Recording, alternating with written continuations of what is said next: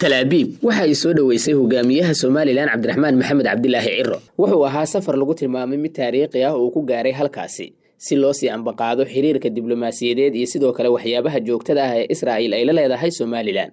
Cabdiraxmaan Maxamed Cabdilaahi Ciro waxa uu noqday hogaamiyihii ugu horeeyay ee Soomaali ah ee xiriir toos ah la yeeshay Israa'iil, waxaana la arkayay in uu dhaafay wadadii uu qaaday hogaamiyihii isaga ka horeeyay Muuse Biixi Cabdi oo si cad u sheegay in ay adag tahay in Soomaaliland ay xiriir la yeelato Israa'iil. Laakiin hadda waxa muuqata arrintaas mid ka duwan. Cabdiraxmaan Maxamed Cabdilaahi Ciro waxa uu saxiixay heshiis lagu tilmaamay mid cajiib ah, sidoo kale taariikhi ah kaasi oo Soomaaliland u sii dhaweynaya Israa'iil. Waxaana Israa'iil sidoo kale lagu tilmaamay in dhanka kale saldhig ciidan oo dhanka sirdoonka ay ka furanayso Soomaaliland, iyadoo sidoo kale hadda ay shaqeeyaan xarumo gaar ah oo ciidamada sirdoonka Mossad ka tirsan oo gudaha Soomaaliland ku sugan. Laakiin xaaladda hadda Soomaaliland Cabdiraxmaan Maxamed Cabdilaahi Ciro uu ugu tagay waxa kamid ah waxyaabaha ugu waaweyn inay yihiin in Cabdiraxmaan Maxamed Cabdilaahi Ciro uu ka mid noqday markaasi maamulada ama sidoo kale dowladaha qayb ka noqday Abraham Accord kaasi oo si weyn markaasi looga dhiidhinayay. Arrintan waxay noqotay mid qariska tuurnimo ah, sidoo kalena waxa ay noqon doontaa mid Soomaaliland ka joojisa deeqihii iyo kaalmooyinkii ay ka heli jireen dalalka Islaamka. Waxaa la tilmaamayaa inay noqon doonto calaamad su'aal saaran dadka iyo sidoo kale waxgaradka Soomaaliland. Laakiin xaaladda muuqata ayaa ah in Cabdiraxmaan Maxamed Cabdilaahi Ciro oo hadda si toos ah isugu dhiibay Israa'iil. Qorshaha Benjamin Netanyahu iyo sidoo kale aagga badda cas wuxuu ahaa mid dadaalkiisa iyo sidoo kale waxyaabaha ugu badan muddooyinkii ugu dambeeyay ay socdeen. Laakiin haatan waxaa muuqata qorshaha ugu ballaaran iyo sidoo kale waxyaabaha ugu waaweyn in maalinba maalinta ka dambaysa ay sii tarayaan. Xaaladda haatan taagan iyo sidoo kale waxyaabaha ugu waaweyn ee Soomaaliland haatan ay ka damacsan tahay Israa'iil waa mid markaasi ay qarsan tahay.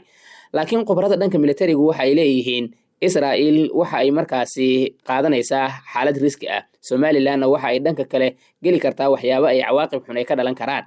Kooxda Xuutiyiinta dalka Yemen waxa ay sheegeen haddii Israa'iil saldhig ay ka furato aagga badda cas ama sidoo kale Soomaaliland ay duqeymo xoogan ay la beegsan karaan. Ma jirto in Israa'iil ay soo qaadi doonto nidaamkeeda difaaca oo ay ku difaaci doonto dadka Soomaaliland, laakiin ujeedkeeda ugu weyn waa in marinka badda cas uu noqdo mid iyaga gacanta ay ku hayaan. Mareykanka iyo sidoo kale Israa'iil dhaqdhaqaaqooda iyo sidoo kale waxyaabaha la xiriira waa maalmihii ugu dambeeyay kuwa si weyn ay isugu hayeen Benjamin Netanyahu iyo sidoo kale Donald Trump iyo Benjamin Netanyahu muddooyinkii ugu dambeeyay khilaafkoodu waxa uu salka ku hayay heshiiska lala galayo Iiraan.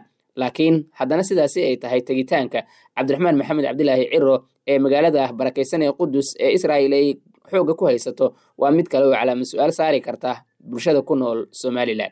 Cabdiraxmaan Maxamed Cabdilaahi Ciro dadka Soomaalida ah oo lagu tilmaamo in dhowr iyo 60 sano ay haystaan markaasi xorriyadooda iyo sidoo kale qorshayaashooda.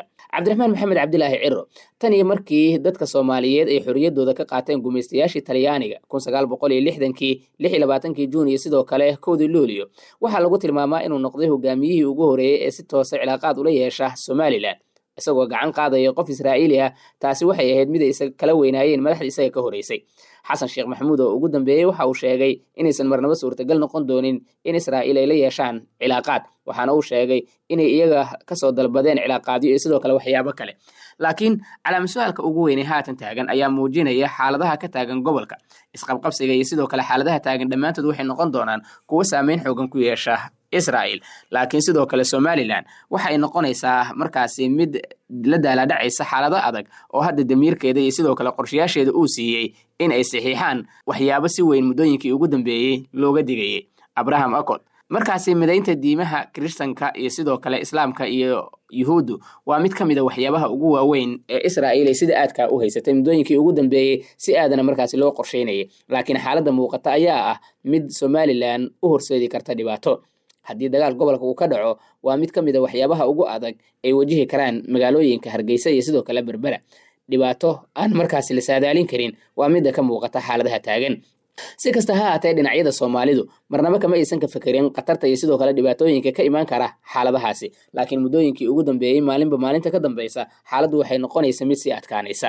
Si walba ha ahaatee dhibaatooyinka ugu ballaaran iyo sidoo kale waxyaabaha jira ayaa maalinba maalinta ka dambaysa noqonaya kuwo sii taraya. Tagitaanka Israa'iil Cabdiraxmaan Maxamed Cabdilaahi Ciro waxay muujinayaan marka hadda in xaaladdu ay noqonayso mid markaasi u sii digroganaysa waxyaabo kale. Waxaana la leeyahay waxaa jiri kara dawlado kale oo gobolka ah haddii ay yihiin Yurub, Aasiya iyo sidoo kale qaybo ka mid ah dalalka ku yaala qaaradda Afrika inay Israa'iil ku taageeri karaan aqoonsiga Somaliland laakiin haddana waxaa muuqata in Somaliland aysan markaasi tallaabooyinkaasi ay ku sii adkaan karaan iyadoo dhanka kale ururada caalamiga ahna dhammaantood ay sheegeen in aqoonsigaasi uusan marnaba suurtagal ka noqon doonin dhan walba laakiin xaaladaha taagan ayaa maalinta ka dambaysa waxa ay muujinayaan Somaliland inay sii dhawaanayso iyadoo markaasi u sii dhawaanaysa Israel laakiin ugu dambeyn waxa ay ku biyo shubatay in Somaliland ay si toos ah isugu dhiibto Yuhuudda xaaladuhuna waa maalinta ka dambaysa mid aan la saadaalin karin